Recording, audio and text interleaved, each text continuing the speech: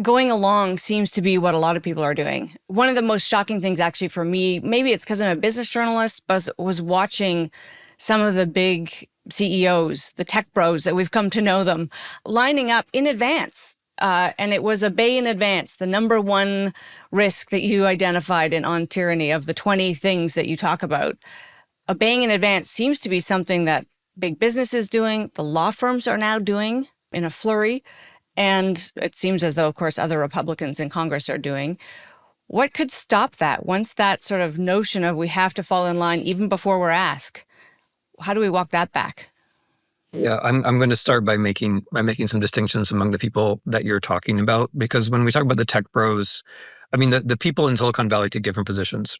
And there are plenty of people in Silicon Valley who believe in democracy and who support Kamala Harris. But the specific tech bros that we're talking about, the ones who are, close to the White House, who are close to the regime, these aren't people who are obeying in advance. These are people who are deliberately destroying democracy because they believe that's the right thing to do. So Elon Musk is not obeying in advance. Elon Musk is taking part in a calculated campaign of state destruction designed to create the space for oligarchy and fascism. So it's important that, to call things Yes. by their name. I was talking about Jeff Bezos and people who are a Yeah. step removed.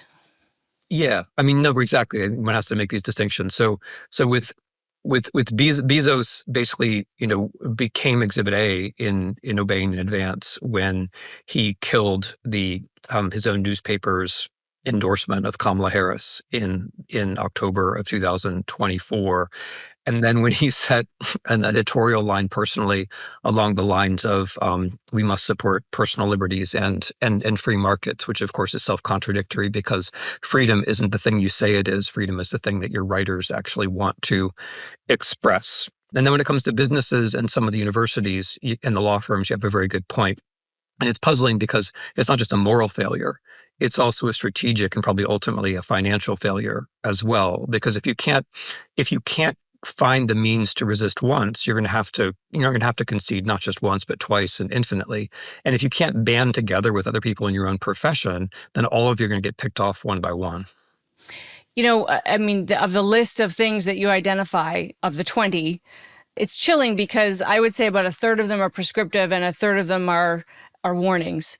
Of the third that are warnings, most have happened.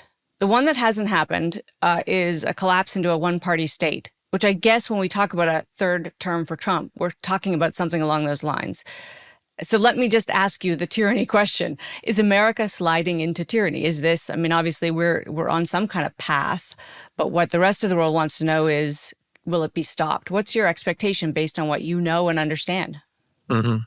Yeah, you're very kindly referring to On Tyranny, and the way that the book is constructed is that the 20 lessons are meant not just to be prescriptive, but also to describe an arc. And so one can debate how far along we are.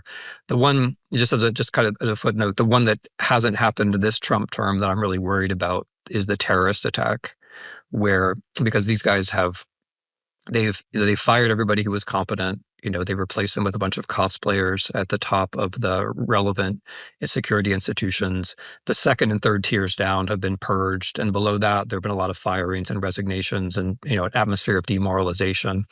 And you have this total focus on, you're putting the entire energy of the security state on deporting like one El Salvadoran guy who committed no crime, right? That's where all the energy, all the attention is right now.